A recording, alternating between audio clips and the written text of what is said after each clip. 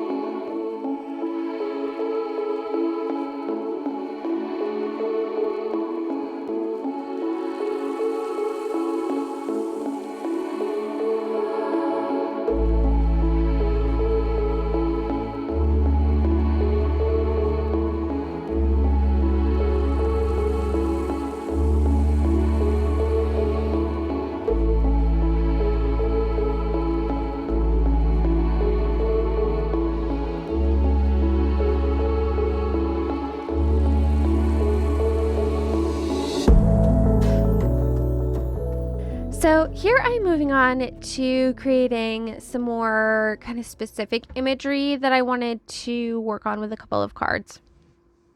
One of the fun things about this project has been not just like coming up with cards to put in there, all willy-nilly, but just taking notes from like how things are developing in my life, messages that I've needed to hear, or other tools and cards that I've been using that I found helpful, or things that I felt I needed to hear that maybe not every deck or things could offer me.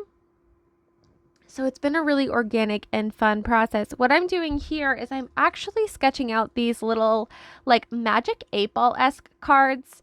I actually received a magic 8-ball keychain of sorts. It's just like a little mini novelty one in a Goddess Provisions box quite a while back here. And at first I was kind of like, I'm never going to use that, but I keep it on my desk kind of next to my dowser. And I actually find that it is really fun to use. The messages on it are just clear in a way that you don't always get from, a deck of cards, especially if you're using if you are looking for an outcome kind of answer, like a yes or no, do I wait, do I do it now?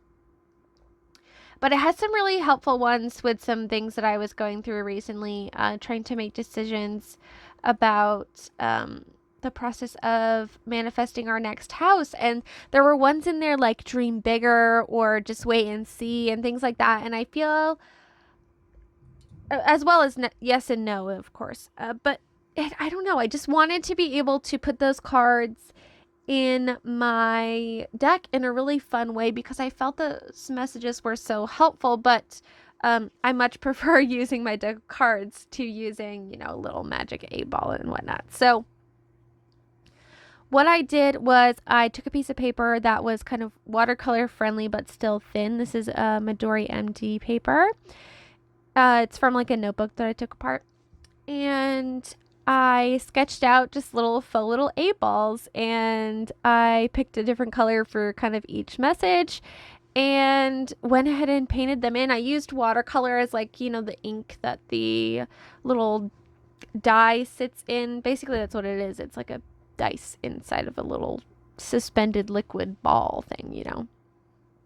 And you shake it up, and whatever die side it lands on is your little message. So I picked different colors, like I said, to kind of represent that ink that it floats in, because I thought that would be a fun touch. Please excuse my cell phone going off. Very professional as always over here. And it was really, really fun, and I enjoyed the process. I started with just 4 for now, but I definitely would like to kind of expand my little 8 balls in side of the deck and make some more of them. Again, I had no idea kind of what to do for the background of these. I just had the idea of doing the little magic 8 balls, and I really wanted to be able to use like watercolor and things, so I knew I had to do a separate piece of paper because the surface of the deck, the way that it's created, if you do watercolor, I have noticed it just kind of scratches off, which is not super helpful. So yeah, that's really all I have to say about that. But I'm excited to continue adding to my deck in this way. It's been really, really fun.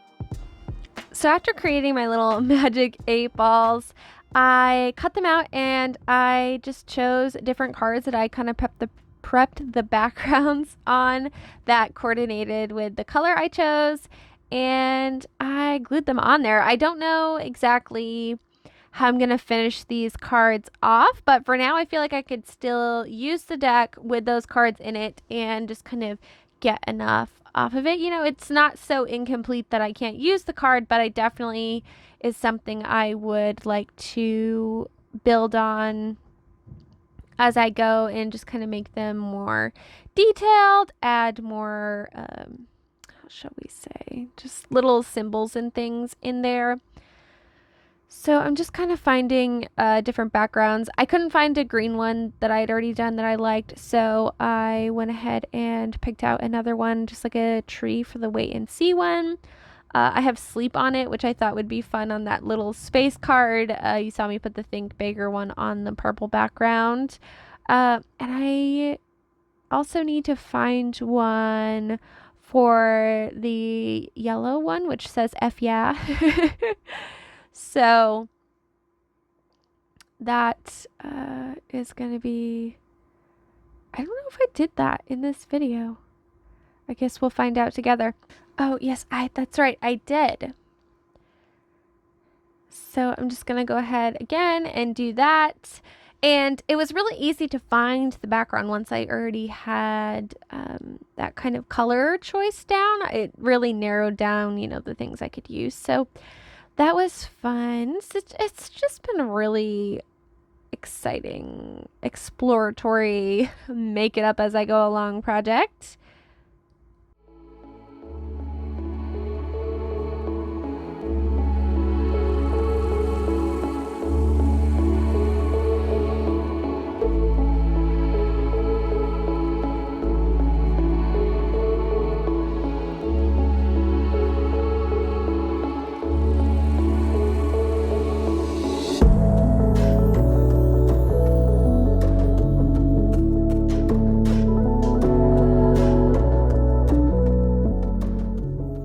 I feel like the card needed just like a little something to kind of make it look like those 8 balls weren't just like stuck on the top there, a little more integrated. So I put these loose circles around it. I like doing these, especially in my journal, because they look like little portals and it's really fun. So I did do that. Another thing that I decided to do, also, side note, if you hear anything insane happening, it is crazy windy today and all kinds of things are rattling and, you know, banging and stuff around my house. So I do apologize if you hear any of that. One thing I decided to do, which I hadn't previously done, was put the numbers of the cards on there. I wasn't sure if I wanted to put numbers on the cards or if I was just going to go by kind of the name of the card and look it up in my little DIY guidebook that way. But I did decide to go ahead and put the numbers on there. It is something that I'm slowly learning more about, just kind of what certain numbers mean in, you know, metaphysical terms and whatnot, numerology, etc. So I thought it would be fun as I learn more about that to see if the numbers that I chose for each card connect with it in any way. Especially since I choose the numbers by doing like a bibliomancy technique where I just open the page to a random spot and then whatever number is there is the one that I use. So kind of moving back to this sweets card here, I really wasn't sure how I was going to pull it all together. I had my title and of course like the starting image, but I thought it would be fun to just kind of play with those like pastel candy colors that are in the image already. I think it's supposed to be like an ice cream thing with some like cake bits on top and rainbow sprinkles, and rainbow sprinkles are like my favorite thing ever. Not a huge fan of cake, could you take or leave ice cream, but sprinkles are where it's at. I don't know if that's weird or not, but anyway, fun facts about Leanne you never needed to know, part 1. I thought it would be really fun to go with those colors. So I just pulled several different paints out of my stash. None of them were the same brand at all, but I thought they were kind of the colors I was going for. It was like this yellow. I don't even know how to describe that yellow, but it's one of my favorites. It doesn't look very true to color on camera, but it's a very nice, again, don't even know what to compare it to. Custard yellow, maybe. and made these little like wave stripes that are reminiscent of the color red card that I did. I think it just adds some interest and kind of helps tie collages together, and it gives me a fun space to write within for the title if I choose to do that. There's really no other reason other than it's interesting. So I actually did also mix a paint color for this blue color. I wanted something somewhere between a mint and a sky blue, so I mixed two colors together and it actually turned out pretty nice. I probably couldn't mix the same shade again if I tried to save my life, but it turned out looking pretty cool. So I did that with that card. And then eventually I will put the title on there, but I don't think that's until later. This session happened the next morning. As I said, you could probably tell because my sweatshirt arms changed, but yeah, that was really fun to work on. I definitely want to continue to add more stickers and things to it as time goes on, but it's a fun start to the card. And then I had all this leftover paint that I didn't want to go to waste, so I pulled out my current creative journal and I just used the extra paint and just kind of filled in some random areas for me to do something on later. Again, this is kind of how I work, and if you want to see more journaling content, I will leave my channel linked in the description for you to check out. But it's just a really fun way to use up extra paint. I have a couple journals that I like to do this in, so this is kind of like my creative journal that I use to document my everyday life when I'm kind of feeling like it. And then I have another journal that's just like an art journal for fun, so I'll dump some of that paint in there as well. This yellow ended up looking extra muddy when I was putting it on here because I had some color under it that reactivated, which, you know, oh well. I really try when I'm using this palette to only use it for paint that won't reactivate with water, but I must have messed that up somewhere along the way. So this is that random art journal I was telling you about. So again, just picked a random page, put some color in there, just trying to use up the leftover paint, especially when it's like my favorite color. It's like, I don't want that to go to waste, you know? So I'm going to do that, and then I will return back to my card project and we'll do a couple more before we wrap things up. Next, I'm going in with some paint and working on this card here. This is a card that I had just started with the background, and I already kind of had the theme in mind for it. It was it's like snowing in this lush green area, so I wanted to do it as like a anything could happen kind of card or perspective card, but I landed on kind of an anything could happen kind of card. And I chose to put that sticker on it with those 3 eyeballs. I'd gotten that in a Sticky Club subscription recently, and I really, really liked it. So I put that on there and then pulled colors from it, which happened to be that same blue and pink I was working with, which worked out great. So I kind of made myself a spot there on the bottom to put a title. So I made like a little, title background there. I put a little dot up in the left-hand corner to write the number in eventually, and then it felt unbalanced, so I had to add a little star detail, but I really like how that came out. And then I still had extra blue paint, and I thought it would be fun to put down a little strip where the header is going to go for that particular card. And kind of set that aside to dry there. I really like how that turned out, and I want to add more color into my little guidebook there thing as we go on. I think it would be really fun, especially to kind of make it coordinate with the colors of whatever card that I'm working on, just to kind of extend the vibe. I debated taking a picture of the card after it's done and putting it on the guidebook page, but there just isn't going to be enough room, and I'd rather have like my handwritten messages there. Plus my handwriting is really big, so the message isn't very long to begin with. But there you see me just kind of adding with a permanent marker over the paint there, my life is short, make it sweet phrase there. And moving back on to this card, what did I I was going to do expect the unexpected, but I don't know. It felt too like overly used. So, and not very like, I want depth in these cards. Like, I want it to feel very personal and like the card actually sparks something inside of me rather than just like a generic saying. So instead of writing expect the unexpected, I wrote expect the unimaginable, which sounds way more magical. So I did that. I'll often just kind of go back through and look at the cards that I've already started or already like done, and sometimes it'll spark a little thought.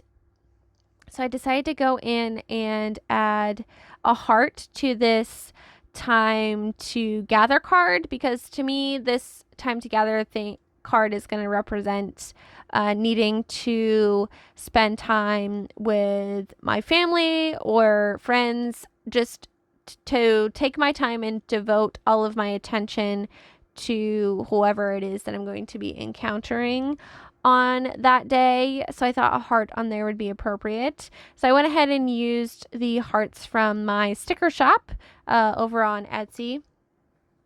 Again, I'll leave that linked below if you'd like to check that out. But I just really like the watercolor hearts. I'm a little biased, I guess, but I did that. This card I thought was done. It's Nourish Your Physical Self with Intention, and I wanted it to be kind of a card that would come up when I need to pay attention to my body and kind of what I'm putting in it or how I'm moving it.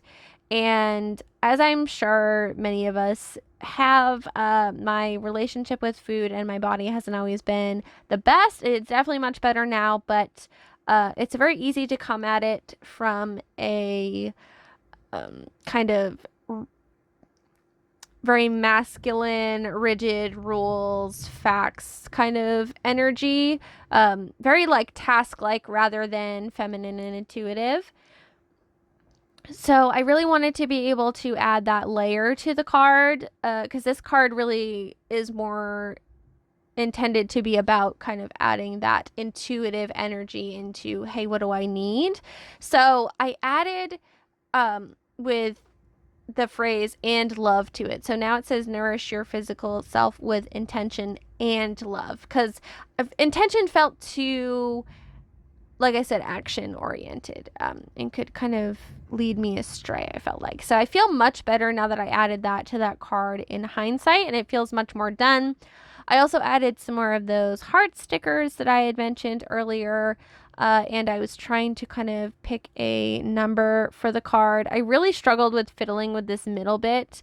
I had this weird crystal sticker that I had put on there originally, and it was like off center and weird. So I tried to make like a cluster to kind of balance it out and bring it more towards the center. Kind of lined up with the phrase and things that was there. Again, used a heart sticker for layering, and I really like what the card evolved into, and it feels much more finished now that I'm doing that. So again, just kind of going back and adding these to my guidebook. I did kind of start one of the pages in the guidebook. I haven't got like super into it yet. I really want to let the meaning evolve over time and kind of pull from, again, like the organic experiences of what's actually like going on in my life when that card comes up and what I can learn from it. Not so much just like a generic band-aid type of thing. So yeah, slow going project, but it's been it's almost like a therapeutic experience to just be able to take all of these concepts and things that I'm dealing with and things that I need to hear and just slowly let it all come together without any pressure of having to produce it, or really share it with anybody. While I enjoy sharing the process with you guys, of course, I don't have to actually like share my physical deck with anyone. In fact, I can't, because it's all has images that are under some type of copyright, because I'm just using, magazine images and stickers and things. So yeah, it's just been really, really fun. I feel like I just have said that 8,000 bajillion times, but it really has been. Card that I kind of revisited to work on was this one with the thin lady looking in the mirror. This has kind of been like a shadow work card as it started. The image definitely touches on some things that I have mostly worked through now, but were a struggle for me in the past. And I really wanted that to be the theme of the card, but I hadn't quite figured out a phrase for it or what direction I was going to go in. And then all of a sudden it just clicked. And I decided on the title being What Have You Buried? To just be an overall, like I said, shadow work card. Like, what aspects of yourself have you kind of hidden away, or issues that you know you need to deal with that you've just kind of stuffed down? That's definitely something that I personally need to work on, and it's a theme that comes up within my card spreads often, especially lately, of just kind of like integrating all of the parts of yourself and embracing yourself as a whole, and really just trying to heal those pieces of ourselves that we deemed not great and just kind of ignore or ignore basically, or kind of fracture off. So I am really happy that that's how that card is kind of coming together. And I went ahead and again added that to the guidebook. So those are really all of the cards that I worked on during this session. I really hope that you guys enjoyed this fun little like create with me update video. I'm having so much fun doing this series and sharing the journey with you, and I hope you're enjoying it as much as I am. If you have any questions or things you'd like me to touch on in future episodes, please let me know. But for now, thank you guys so much for watching. I'll leave any links below that you'd like to check out, and I'll see you again soon. Take care, guys. Bye!